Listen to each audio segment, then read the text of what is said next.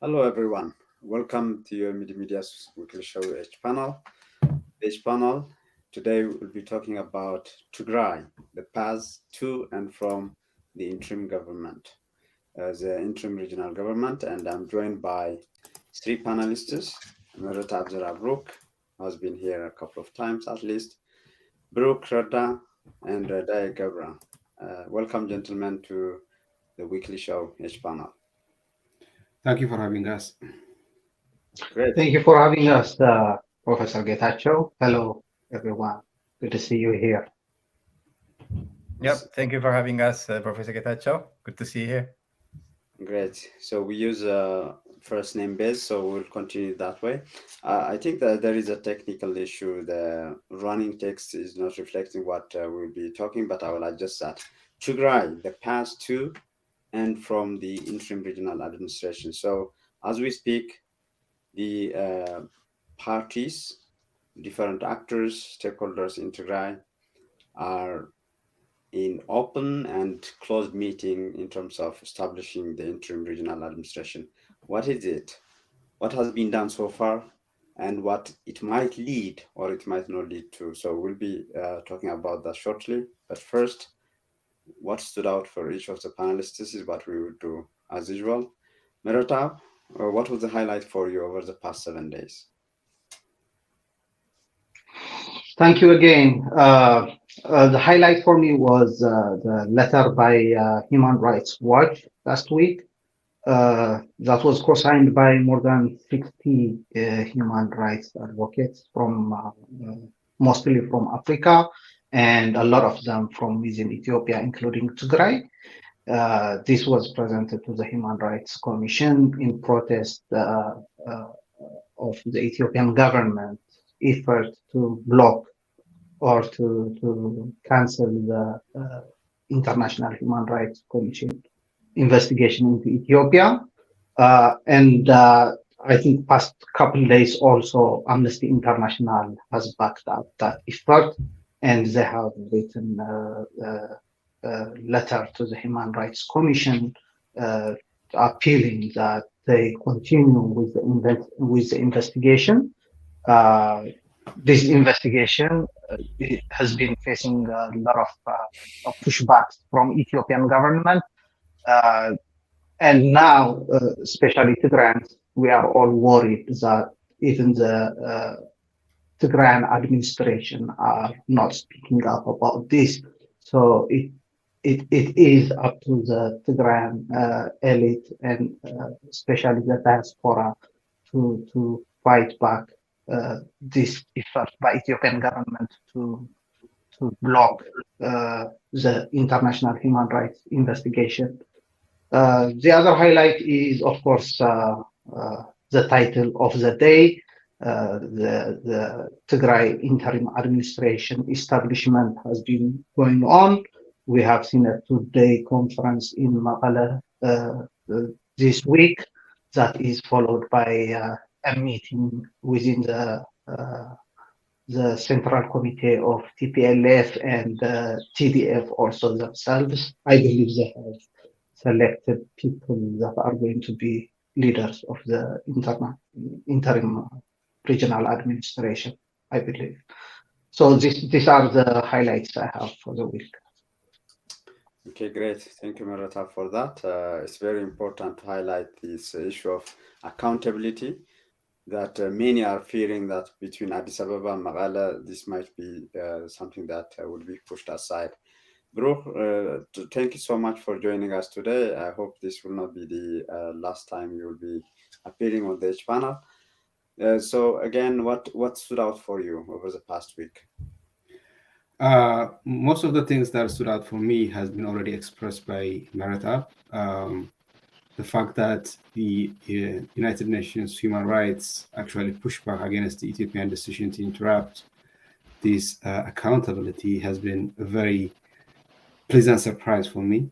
And on the other hand, I'm deeply disappointed by the Tigray regional government, their silence, or in fact, they're going along with the Ethiopian blocking of the process. If you remember the interview Getachew Reda made with reporter, he actually recommended that the Ethiopian government accept the Human Rights Commission he demanded. I just want to make sure that that word is underlined. He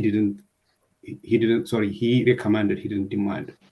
So that was very disappointing. On the other hand, the opposition parties, three of them, has been written numerous complaints before, but today, this week, in tandem, they wrote a letter regarding this issue to 32 ambassadors. So that's been a positive highlight. As far as the regional administration, the interim government's process, it's been a total obfuscation, evading secrecy, and also, again, I'm pleasantly surprised by the opposition party's strong stance not to take part in this obvious circus. This is definitely a miscarriage of democracy, and I'm glad they chose not to take part in it. So those are the things that stood out for me, but also the diaspora community's complete silence in this regard. This is supposed to be a moment of outrage because for 2 years and plus, we've been in the streets over social media and expressing our outrage on numerous occasions. But this time, when the regional government of Tigray decided not to push for accountability and justice, the diaspora played along. I mean, justice is part of the broad organizations that basically say we need accountability. But even that is a lukewarm. It doesn't show the outrage and the grief that all Tigrayans are feeling across the board. So these are the things that I've been observing and that stood out for me. But more will express in due time. Thank you. Thank you. I think, yeah, so this, especially the issue of diaspora and how it has been playing during the 2+ years and what's happening now, we made it also a subject of topic the other week, but it's very important again to highlight that.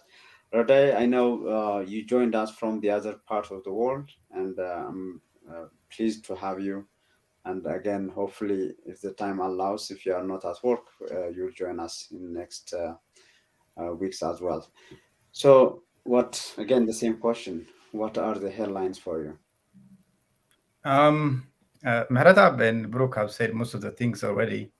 But I just want to highlight a few things. I think for the last 4 months or something, we've been stuck with this interim administration and all the things that came after the Pretoria Agreement. So we've been focusing on the internal matters a lot, but on the outside, I think we have to make a point here that the genocide hasn't stopped. People are dying. The displaced, they are not back to the normal places. So the genocide is still active, but when it comes to the international community, when it comes to the Tigray politics, I don't think we're doing the right thing. So I've been following what's happening with the process of establishing this IRA and the conferences and things like that. So probably we're going to be talking about those things. So yeah. Great. Yeah, I think everyone's attention has been caught by this what's happening in Maqala.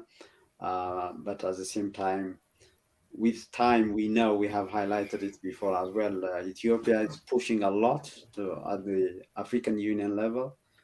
The idea is, or the plan is, to go to the June Assembly, the General Assembly of the African Union, and make it an agenda there. And the African Union, all countries coming up together and taking it to the Security Council, just simply to defund and to discontinue this independent probe to the crimes committed in Tigray. So going to the topic, so I know every Tigrayan's attention has been focused on what has been happening in Magala over the past months, I must say. The Pretoria Agreement was signed 4 months ago this week, and we know that the discussion if we can call it a discussion on the establishment of this interim regional administration it came only to the table a month ago. So maybe Meratab, if you can highlight how you have been following this process at all in terms of, who are the actors, what has been discussed, what is your take on the agendas and the format, the process, and so on? Because one of the questions that we want to ask is the path to this IRA, as it's called, and we'll also talk about where we'll be heading once this is said and done. Meratab. Yeah, as you said, it's been almost 4 months since this agreement was established, and especially the establishment of the interim government. I know it is part of a sequence of work. For the last 2 months, this has been a very hot topic. It was not in the first 2 months because there were things that preceded. So the last 2 months, especially, it was a very hot topic among Tigrayans or other Ethiopians as well, because the TPLF was having meetings after meetings, very long days of meetings, on debating on how to establish this internal the interim government. This was a very big suspense for all of us, but when it came out, finally, it came up with a committee of 9 members led by General Taddese. Everybody was not happy, obviously, because first of all, it was people who were picked and assigned. We were all expecting it to be inclusive of all Tigrayans, and that is not what happened. And everything that follows is kind of being built on a faulty foundation, because the foundation of all this was the beginning part. So whatever is happening after that, it is all wrong, including the meeting, the today meeting, because it was led by this committee that is founded in a very flawed foundation. So here we are after even the meeting. Even during the process of the meeting, the meeting was very full of secrecy. We have seen the opposition, very significant part of this process, boycotting this two-day meeting, and they have made it clear they are not even joining the cabinet, which is proposed by the conference. So yeah, these have been the developments I have been watching relating to the interim agreement, government formation. Thank you, Meratab. Brooke, I want to highlight what Meratab mentioned about this committee. So if you walk us through who these are, these are obviously 9 people here.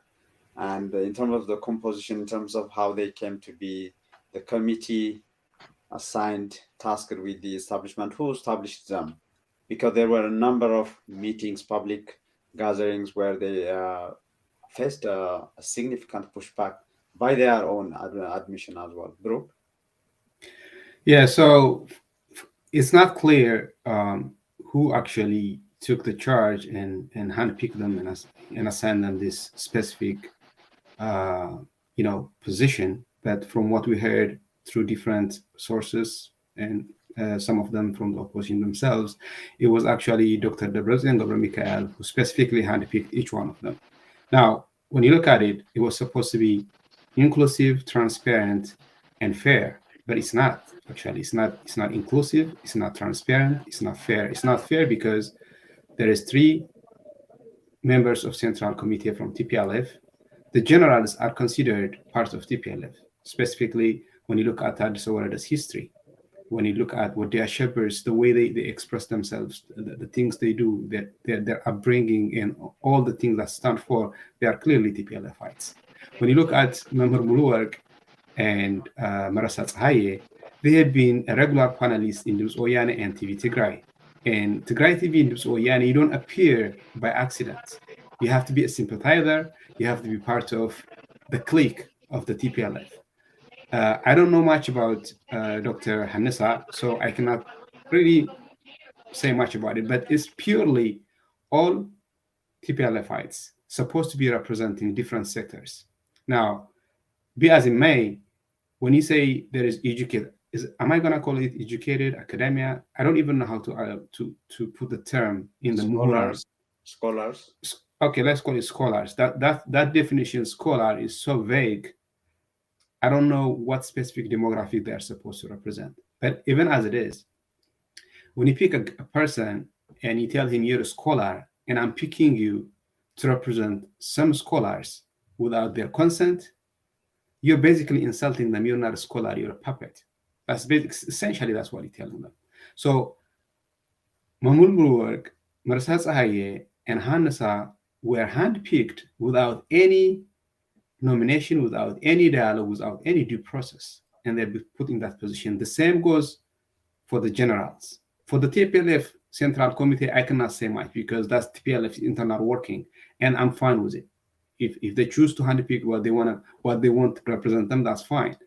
But here it's supposed to be inclusive, and it doesn't include civil societies, it doesn't include religious people, it doesn't include the Women's Association, it doesn't include the opposition parties. So it's not inclusive. We don't know, even among these people, among many choices, we don't know what criteria Dr. Debretsion used to pick among his pool, what criteria he used to pick these particular persons. What qualifies Taddasa Warada to be in there but not Arkan? What qualifies Wada Shibur to be in there but not Nugbay? What qualifies Marasa Tsahaye to be in there but not what's his name? That one of the scholars, I think Tadela Maru, the one who works in the UN. We don't know, even from the TPLS, what qualifies Hagos Godify to be part of it, but not Lia Kasa or somebody else. So it's not transparent. It's not fair because it's supposed to be a representation of all spectrums of Tigrayan ideas, not necessarily specific person, but each person is supposed to be representing some idea behind them, and that's not also included. So right from the beginning, as Mehratab said earlier, it's founded in a faulty and shaky ground. And when you start from a false foundation, necessarily the whole process is going to be a failure. And that's exactly what's going to happen.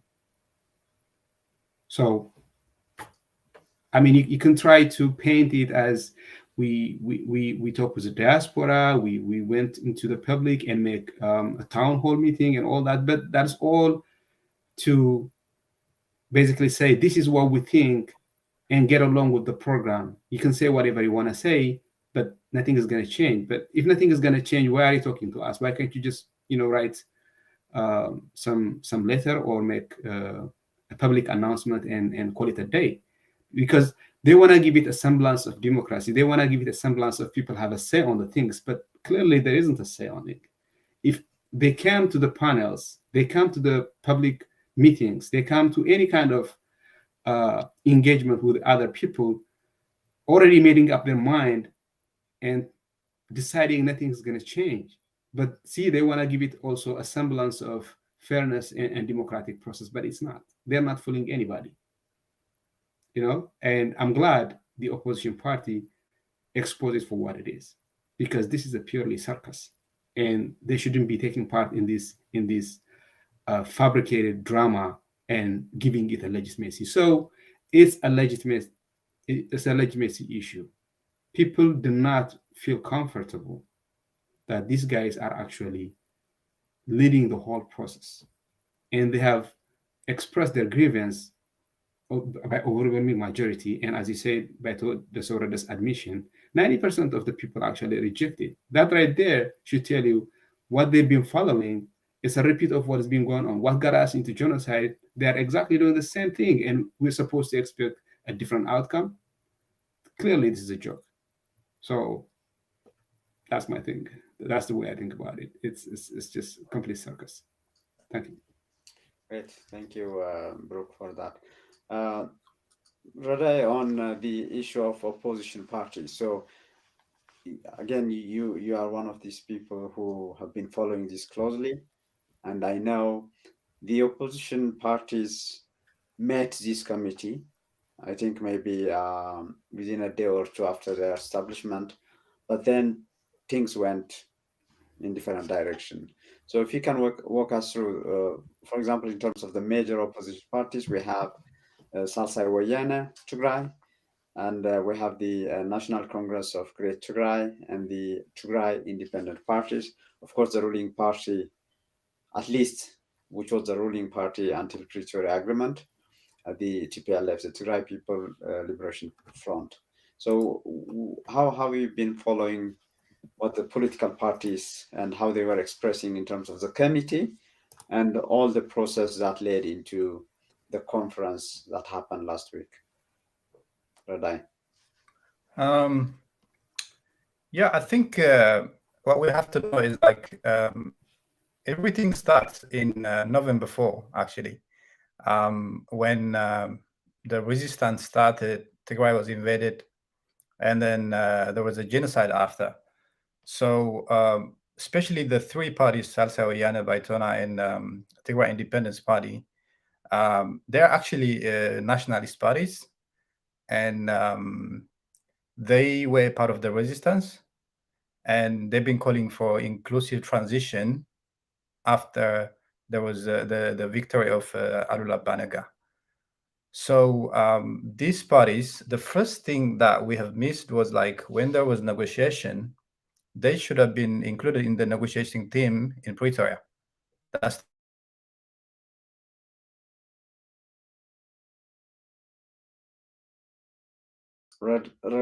so they don't have a say.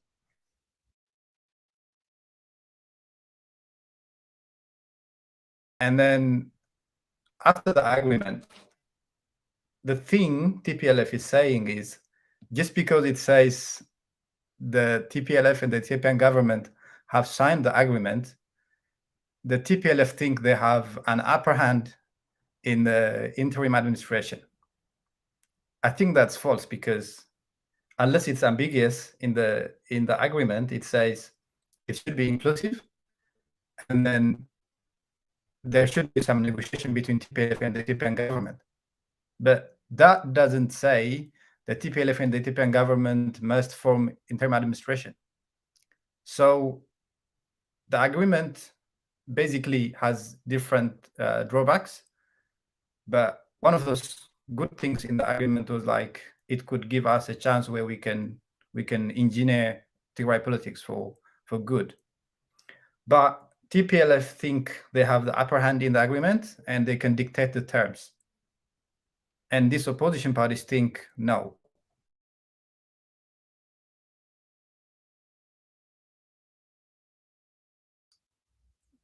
Is this only for me, or This is the same vote? Radai, you are breaking? I think there's a lag. There's a little lag from Radai. Okay, go ahead if you can hear us.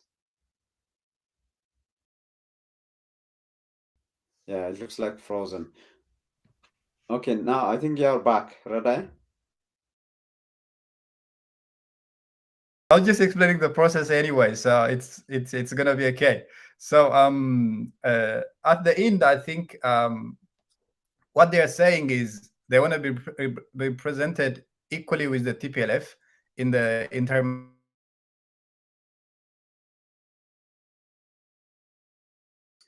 Yeah, I think we are having issues with your connection. So if you can fix that, and maybe we will retry again. So I mean, next, I mean, the last week we have seen the 2 days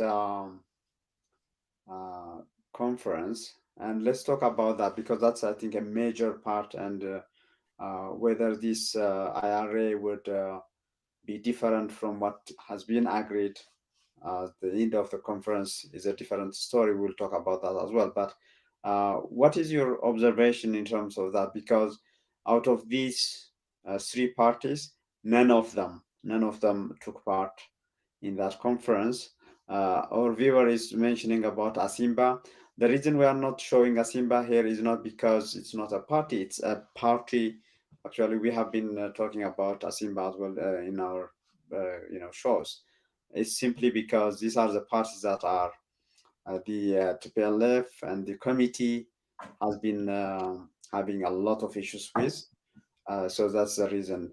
So, Meratab, can you tell us how? I mean, I know it was not recorded, it was not live streamed. So the few information we have is from those who took part, who were willing to share what has happened and what they observed. So we did a show with one of the observers who attended that meeting. But I think again, from what you have been following, how did you see the invitation to the conference and the conference itself and the outcome of that? Yeah, as I said earlier, the invitation or the conference itself didn't matter much because what really mattered was the process from the beginning, and the beginning of setting up this committee of 9, the Waduwarada committee, was flawed. But when we come to the conference, they have invited like 350 people who could vote and other 50 people without vote. Out of this, the members of the nationalist parties, the 3 parties, they boycotted the meeting. First of all, there was no schedule because all the processes are happening in a surprise way. There was no schedule for the meeting or for the conference. It just was not announced really, but we heard through word of mouth that there will be a meeting tomorrow from people who has the sources again. And it was not known, I mean, who's going to attend. We know who is attending after the meeting started, the breakdown. There was some words before the meeting also, but the real thing was known after the meeting was started, who's meeting and who is not. Uh, one thing that stood out was the absence of General Sarkan from the meeting. There was some back and forth regarding his not being present in the meeting. I think he later joined, as I heard from the guest you presented here, Professor Getachew. And he also presented his argument, which we have seen in written form before the conference took place. Tagdasa is, General Arkan is presenting especially for a council that will play a checking role to the cabinet, and I think that was outvoted according to the sources from inside. I have heard the CSOs, those 50 that are present without voting privileges, they were very vocal in expressing the grievances of the people, including the process on how this establishment of the interim government is being undertaken. They were expressing their grievances in the meeting. The other thing that took place was the election of the presidium itself. It was very interesting. They elected first thing. I don't know how, if it was even planned to as a procedure to have the president from General Tadesse Wareda's words. What I understood is he was kind of, okay, let's do this, or what do you think if we do this? They didn't have a procedure kind of how to elect this president. And they decided, I think from the hall, they decided to have 7 people, and out of these 7, they elected 5 people. On those elections, Leah Kasa came out first with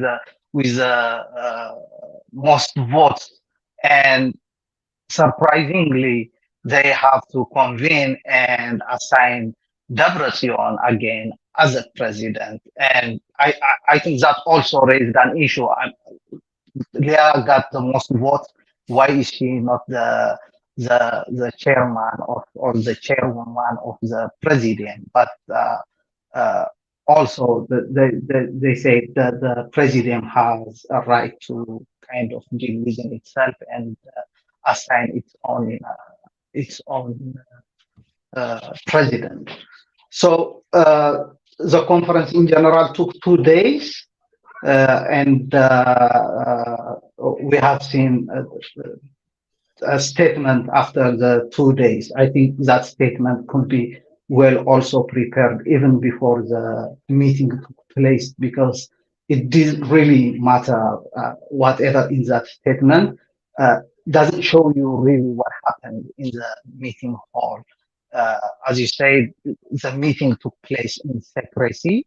We got only information in bits from the people that were present or from people who have connections and could get information. There was also this representation, likewise, like how the committee itself is handpicked. There were representation issues. For example, a journalist by the name Daniel Asmalash, I think, was complaining. I am the board of the what's called one association of the Merchants Association, I think. I am the board of it, and I never even heard about this meeting, let alone who is going to participate in this meeting. He posted it on Facebook, and it was clear that the members of the meeting were also handpicked like they did on the committee. Great, thank you, Marata, for that. Baruka, I mean, it will be a big miss if we don't talk about Maqala Addis Ababa relationship in all this. We have been hearing a lot prior to the conference, during the conference, in all closed and public gatherings, there was a mention of this checking with Abiy or checking with the federal government and so on. So for many Tigrayans, this is unheard of, given that the 17 years armed struggle, everything after that, the talk, and almost people who grow up, raised during these 30 years, the word they know is self-determination.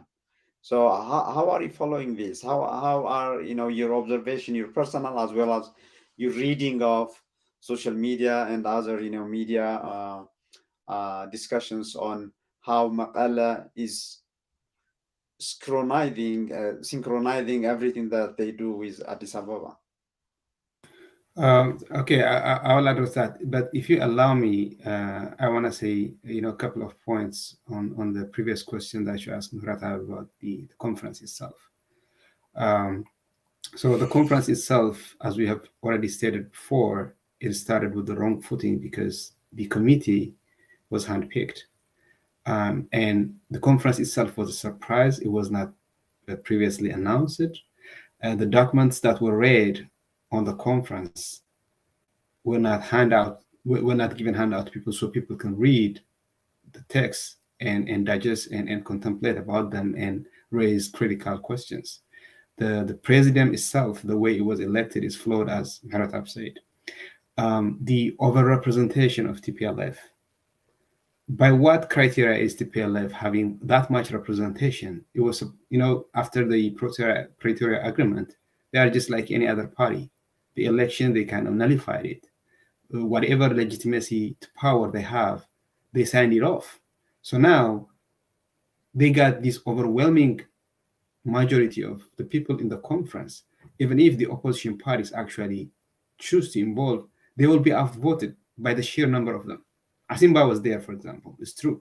When they say there was parties, technically Asimba was there. But Asimba 1 vote against 351 is a complete defeat right from the beginning.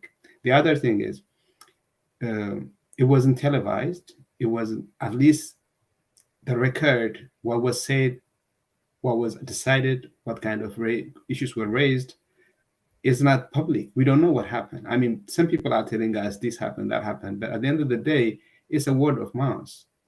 What kind of arguments were raised and how they got rejected, what kind of arguments were raised and they didn't even consider them worthy of discussion. We don't know all this stuff. So this whole thing is completely shrouded in mystery, and we are supposed to take that as actually a legitimate conference. That's the job. So Debrecen handpicked the committee. The committee picked Debrecen. Now Debrecen and Tadesse Wareda are apparently the president and the vice president of this interim government. Go figure. We are supposed to actually celebrate this change, and this is done for the people so that they can eat.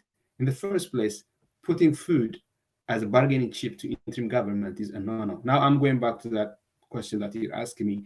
The relationship between the Addis Ababa and Mekelle is completely a lopsided relationship. It's almost like a master-slave relationship right now. The Pretoria agreement put them in an equal footing.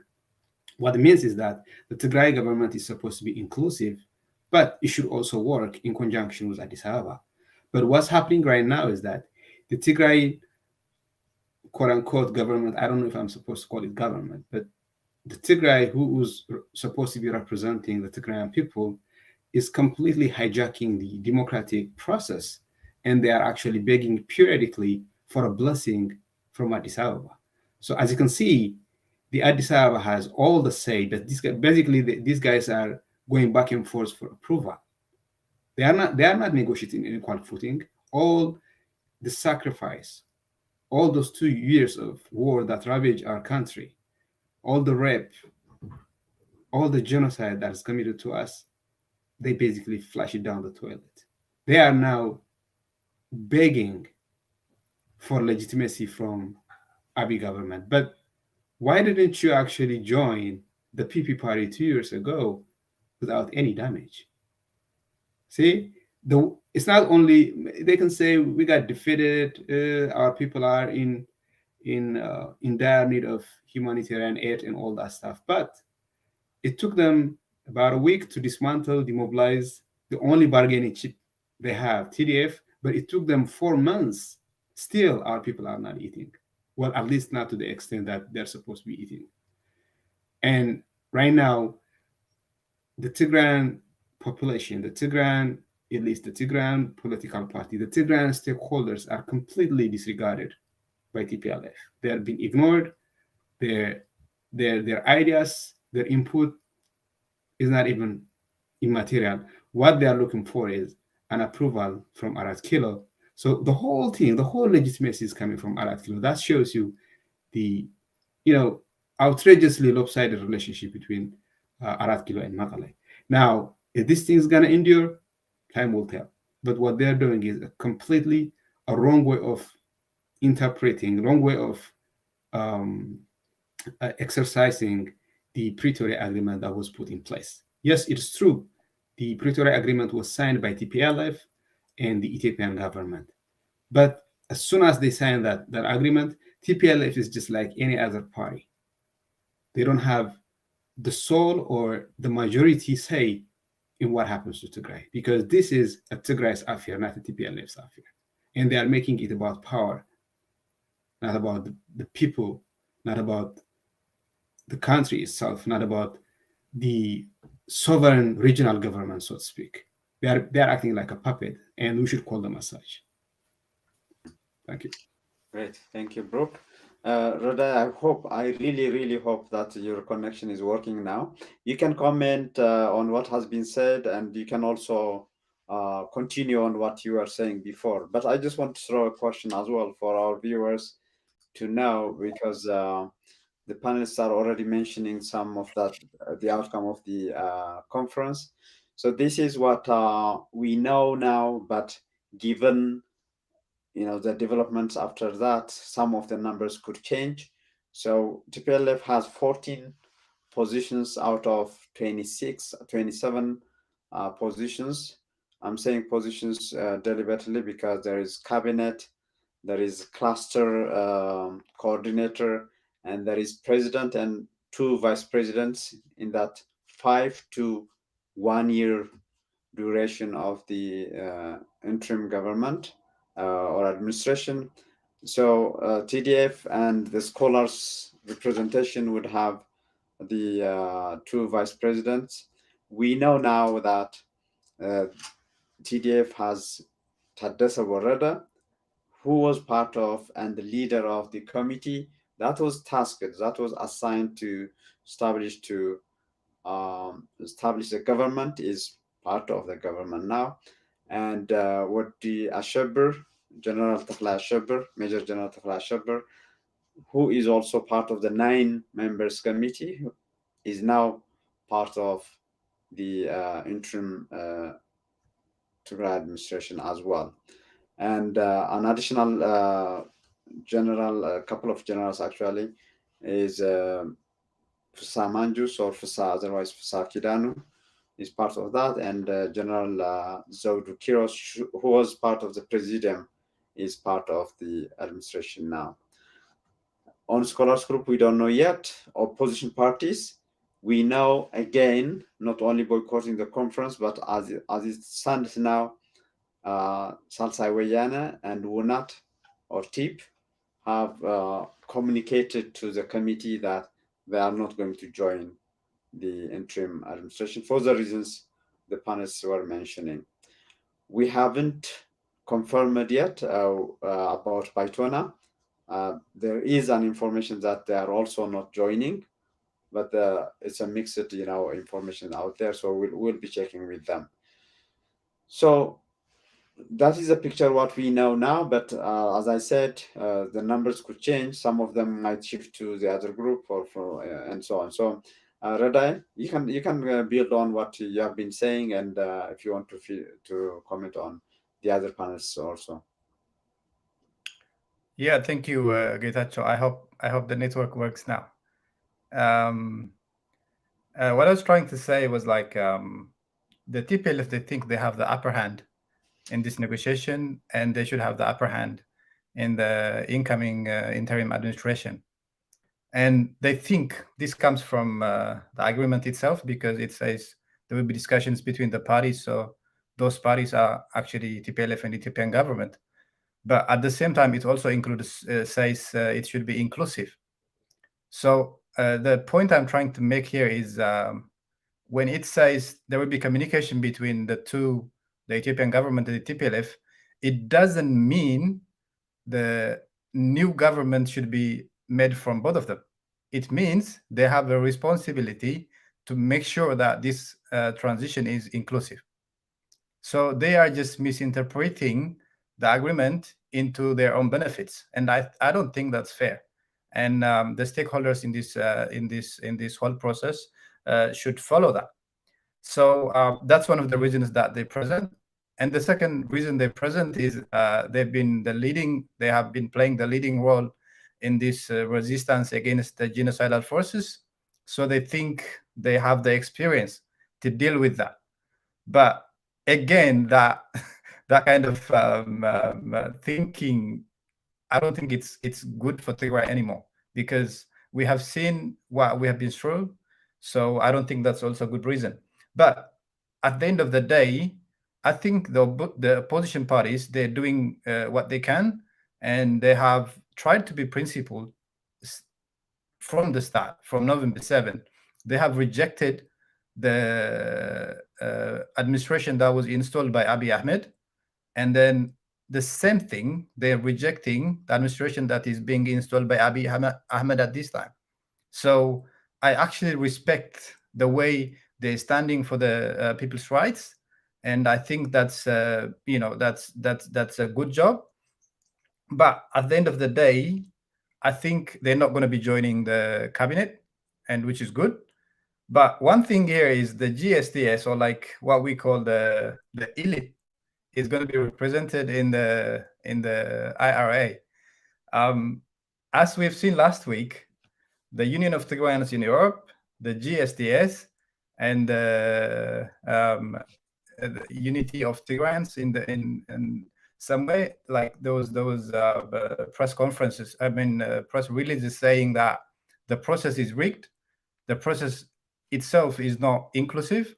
But at this time, I think the GSTS, or like, I don't know who can represent the elite, they're going to be part of the IRA.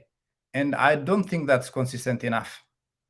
So what I believe at this point is, even if the three opposition parties didn't participate in the IRA, if the GSTS and the other stakeholders do participate, then we're going to be having something that looks like a new government, but with the same people. So the GSTS, they are actually enabling what we call now the new dictatorship or something like that. So I don't think they should join either.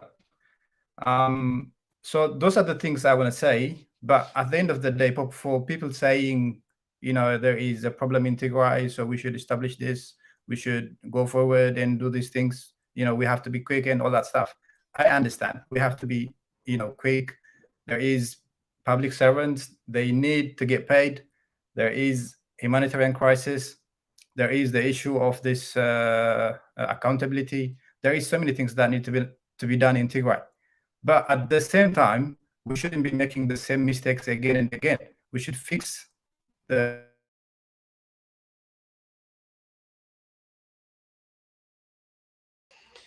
I think we are having again the same issue, Rade. Okay, you are back now, I guess. most of the points. I'll continue after. Great, you'll continue after. One of the things that we know among, in the middle of all these unclear and closed door meetings, we know Addis Ababa said, he's the Prime Minister, Abiy Ahmed said he doesn't want to see any of these 5 executive committee members of the TPLF in the leadership, in the IRA leadership. But what we ended up knowing yesterday is, in fact, the Central Committee of the TPLF had a meeting.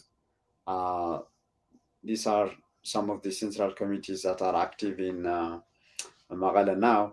They had a meeting and they were looking at the proposal for the government, for the IRA, the TPLF part of the IRA, proposed by the Executive Committee, otherwise called the Politburo of the TPLF. And what we see coming out of that meeting is Debretsion as a president and a number of central committee members making up these 14 positions, with the exception of only 2 that are not in the central committee, but they were part of what's called in the TPLF terminology, the senior leadership, La'loa and Mararaha. So what people are actually questioning now is, again, this will be making it even longer, because when Addis Ababa says no and Magala does something, and then they have to check with Addis Ababa, and it takes another, time to finish that and so on. We haven't confirmed it yet, but there was a plan by the Deputy Prime Minister Adam Farah, 60 to 70 people delegate to fly to Magala this morning, but they had to cancel that because of what happened in within the TPLF in terms of leadership choice and so on. So we might not see the end of this soon, so to speak. We may, depending on how this relationship between the 2 goes, right? So the question is, how do you see this play out in the coming days and weeks? And what should the Tigray people expect and not expect from this, the marathon? Yeah, I want to start commenting on the previous screen you were showing about the distribution of Okay. the cabinet members and stuff. When we look at that, it says like 14 members of TPLF and 6 members of opposition parties. And people are making it like, oh, 6 is big this time because TPLF never gave like this much seat to opposition parties. As I said earlier, not that this matters because I believe this process is started in a very flawed foundation, and whatever is built after that is completely wrong. But to make a point, this is, for example, 14 for TPLF, 2 for Salsawiyan. It's not like 6 for opposition. We always jumble these opposition parties, and on one hand, we are minimizing them. On the other hand, we are playing along with TPLF's narrative that it wants to inflate the participation of the opposition parties. The other thing, what you see here is in the conference meeting, the TPLF used the Asimba party to claim inclusivity, but I don't see Asimba party here. They don't consider them in anything, even before the conference and the formation of the committee. Asimba was nowhere. They never were called. They were never a subject for the TPLF. But how do I see this play out? I know people are trying to make a point that we don't have time and we have to kind of rush this through so our people have can come back to normalcy. I think this process is going to drag for a very, very, very long time, as you tried to point out, Getachew, because whatever Avi comments, it's gonna crumble again, and they are gonna go back. This is kind of a trial and error process as we see it now. I believe if Avi refuses this, I believe we should go back to the first step and start all over again by having inclusive process from the beginning, from formation of a committee or whatever is agreed among the parties. That would be much shorter and very close to bring the solution instead of this process that we have at hand right now. Because Brooke was saying earlier, this is like a slave and owner relationship between TPLF and PP. And with this relationship, you're not going to bring solutions that you are looking forward, especially in terms of, for example, getting back to normalcy, having salary or the budget and salary to the employees, the territorial integrity of Tigray. This body, it doesn't have the backbone to kind of secure those things, and those things are going to be dragged out. I know people are hoping once we have the interim administration, things will be like quick back to normal. I don't think it will play out like that. I think this will create more problem. We will not have solutions. Like before this committee was established, we have seen them meeting in what they call Halakela. That was a surprise meeting. Also, after that meeting, we have heard Abiy has 4 preconditions, 4 things. He has set up a precondition of the interim administration to be established before he can fulfill 4 other things for us, including the territorial integrity, releasing of the budget, releasing of prisoners, political prisoners. Innocent Tigrayans in their tens of thousands are being imprisoned elsewhere in Ethiopia, most of them who were members of the ENDF. These are all the bargaining chips we have. And with this new interim administration, I don't think we are going to get all those solved. We are we are going to see this process dragged out and all these promises being not fulfilled, and we will get to the next election cycle before we have all this fulfilled. And I am really afraid that this committee won't have the backbone, and it clearly doesn't have. It shows from the beginning. So I believe if there is I would see a blessing if Abiy would reject this, and we will have an argument all over again, so we can go back and fix it from the beginning, from the base, because that's where we should start if we have to have a real administration that is going to bring these solutions. So if Abiy rejects it, I would see it a blessing from my side. Hidachi. Thank you, Maratab. Group, it's on the same question. So how do you see, this there are a lot of moving parts as we speak, but is there any way this could settle anytime soon? And if that comes, what would it look like in terms of who is the actor, what will happen? How do you see that? So this will settle only if Abiy Ahmed approves it anytime. So now they make it all about Abiy Ahmed at this point. Here is the problem. When the TPLF decided to be the big dog in Tigray, what they failed to understand is that they are losing their bases. They are losing the support that they have. Day by day, they are being isolated from the people who would have given their life to protect them. So every time they basically ignore their own constituents' plea to be inclusive, to be democratic, they are giving Abiy even more the upper hand to decide whatever they want to do, whatever he want to do.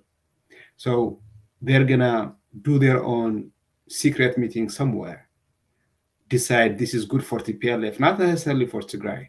This is whatever they think is good for their power. They're gonna choose that, and they're gonna go to Abiy, and Abiy is gonna humiliate them again, saying, "Nope, go back to the drawing board."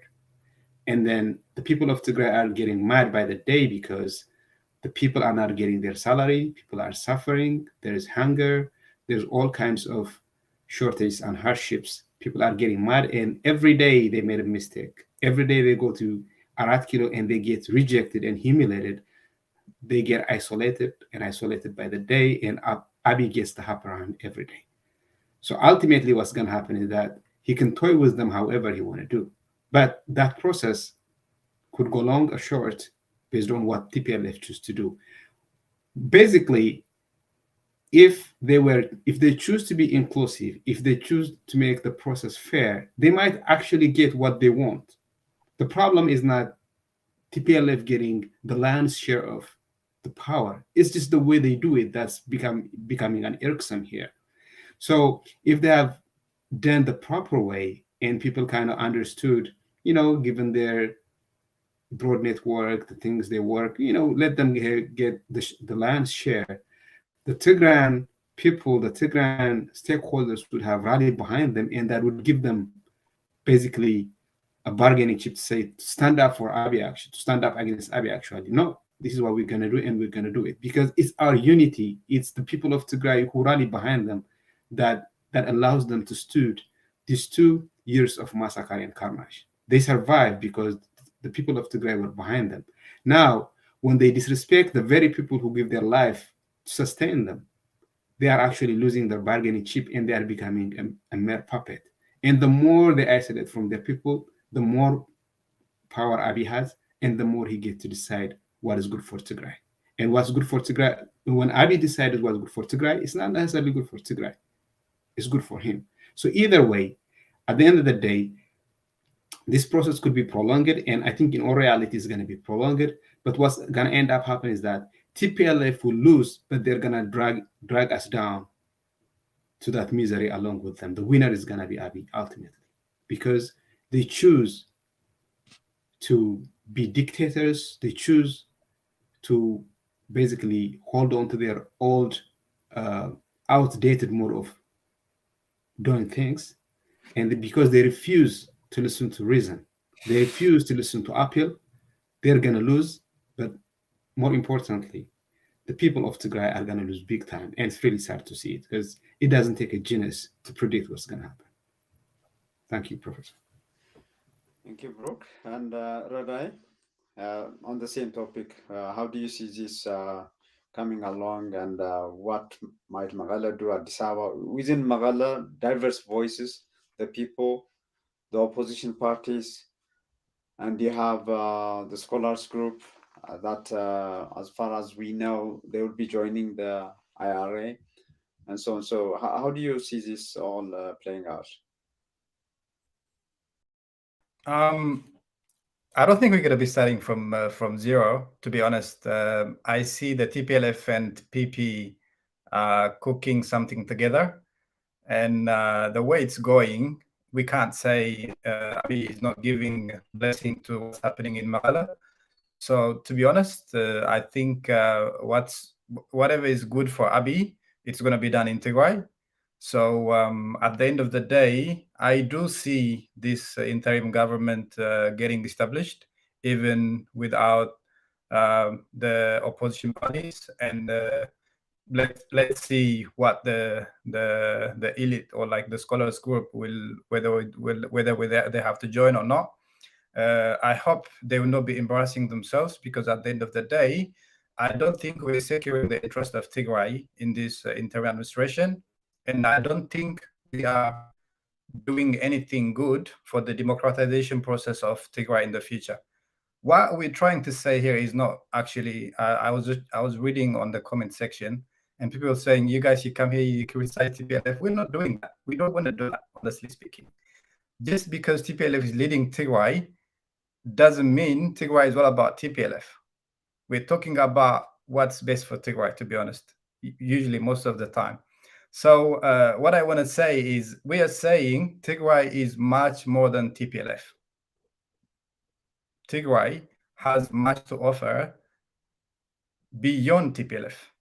TPLF is one political party, actually a modern Bolshevik, that's leftist and that led Tigray for the past 30 years or something. When it comes to Tigray, when it comes to the EOs, we don't have any problem with the outside world, with anyone, in fact, unless they come to Tigray, invade Tigray, and kill people. So as far as the Eritreans, the Amhara, they are out from Tigray. And as far as there is democracy in Tigray, the issue, or like the West shouldn't just see what's happening between TPLF and the Ethiopian government. The people of Tigray has aspirations. So we want to make sure those aspirations are fulfilled. So what I'm trying to say here is, we didn't get much from this whole process of 4 months. I actually expected that there is going to be some negotiations between the TPLF and the opposition parties in Tigray, but that came as a surprise, to be honest. I thought the TPLF have learned in this process, but I don't think they're going to be learning how to be democratic, how to be inclusive, and all that. They're just playing the same tactic that they have played in the past, and they're using the same book that they have used and put the people in danger. So I would say there's going to be interim administration, but at the end of the day, I would say Tigrayans, they should continue raising their voices, and also they should continue pressuring TPLF so that we get the kind of government that we deserve. Yeah, that's my view. Okay, great. For those who are asking about, even there was a question about talking to the TPLF, I guess. So I think many of our regular viewers know what TMD Media has been doing in terms of that.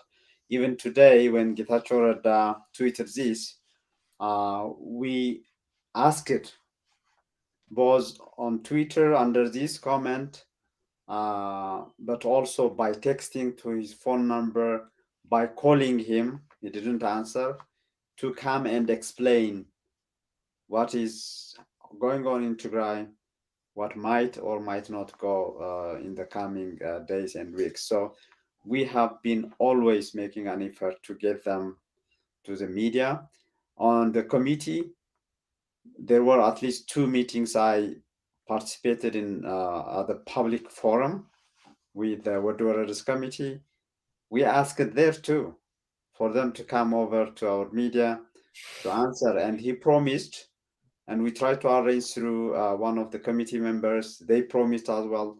Nothing happened before the conference, and today I attended part of the meeting. There I asked us the same question, give us a chance to come to medias to ask questions and so on. So we are making the effort. We'll do the effort, until kingdom come. Okay, Meritab, and we want to start the last segment or with you, the final thoughts. So, but I want it to be just not a final thought alone. I want you to speak to the TPLF. I want you to speak directly to the committee. I want you to speak directly to the opposition, what they should do and what they shouldn't do. I mean, hoping they will listen. I know they watch, but hope they will listen. So what would you, if you were to just make an elevator pitch, so to speak, to them, to each of these, what would that be? Merata. Yeah, starting with the TPLF, I would say by isolating your base, not only your base, they are also isolating the Westerners who are the guarantors of the Pretoria Agreement. You are having less and less leverage to deal with Abiy, and every time you have less leverage, Abiy is going to ride you for whatever purpose he wants to. So, as I said earlier, I think the best thing to do is to go back and start all over again. This is not a long process. It can be done, and it is still doable. I still believe that is the best thing to do. For the opposition, I was very proud of them for not joining, playing along this inclusivity show just to legitimize TPLF and through it to give Abiy whatever he wants to rule Tigray indirectly. So what they did is a very commendable job. I hope they keep fighting for Tigray as they have been, and I am proud of whatever they did, and I hope Baitwana also doesn't join the interim administration, because any any uh, uh, anything that they do together with TPLF from this point, when TPLF crafted all this, is going to legitimize TPLF only. It's not going to be in the interest of the people. And last thing, one thing I forgot on the highlights of the week earlier is the 3 parties have agreed to work together. This was a very popular demand. And as they say, also the time demands for them to get forces together and to fight for the people. I want to put that out there too. Thank you very much. Great, thank you, Meratab. Brooke? All right. Well, I don't think I'm gonna ask TPLF anything or address TPLF directly, because just like I've been saying here, they are actually allergic to reason. They are allergic to appeal. So my appeal is actually to the people of Tigray to say enough of this dictatorship. My appeal is to the opposition parties to stand strong in their opposition, not to take part in this drama. Do not give legitimacy to these dictator groups. My appeal is to civic society stakeholders and the diaspora to not acknowledge TPLF as a legitimate political party unless they change their ways. TPLF doesn't appeal to reason; they respond to pressure, and it's about time that we have to pressure them in a peaceful manner. And there are many ways to go about it.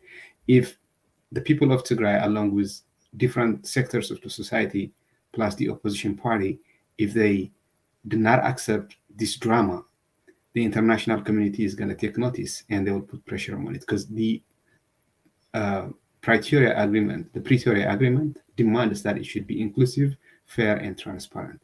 And we, the people, have the right to demand that. Now, they're going to bring an excuse, oh, we don't have time, our people are suffering there, in dire need of humanitarian aid. But actually, being inclusive and implementing the Pretoria Agreement the right way is going to be the fastest, the quickest possible way to get our people the relief that they needed. The more TPLF tries to play the dirty tactics they have been playing all along, the more our people are going to suffer. So for that reason, I'm not appealing for TPLF here. They need to get pressured. I'm appealing to the people of Tigray, to reasonable people, to civil societies, to opposition parties. If you care about Tigray people, if you care about humanity, pressure TPLF to accept the Pretoria Agreement and implement it according to the spirit it was written. So do not be satisfied with a simple handout that TPLF is giving, like this cabinet, this number of persons, though they are not in a position to do that, actually. They have no right to do that. They are just like any regular party in Tigray, no more, no less. The more we understand our right as a people, the more we exercise our rights, the better change we get. So my appeal is not to TPLF. They should get in program, they should get their act together and start working for the people. We're not here to beg them. They are not worthy of that. Thank you. Thank you, Brooke, for that. Shade? Yeah, I always do ask the TPLF. Like I've always been appealing to them, to be honest, until the Pretoria Agreement. But I believe after the Pretoria Agreement, they're just another political party like the rest of the parties. So it's up to the members of the party to suggest or like to tell them what to do.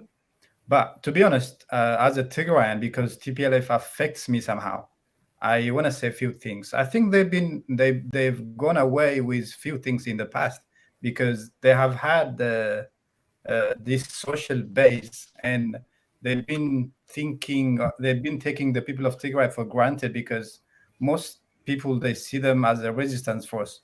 They don't even see them as a political party. So I wanna advise them that this social capital is not going to be taken for granted.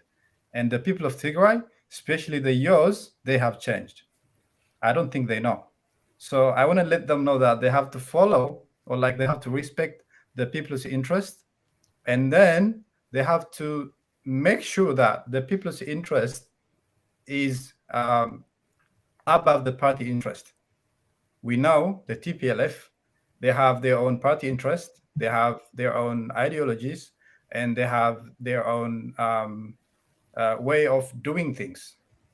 I don't think that's going to continue, and I would ask them to see their strategies, their policies, and think outside the box for once.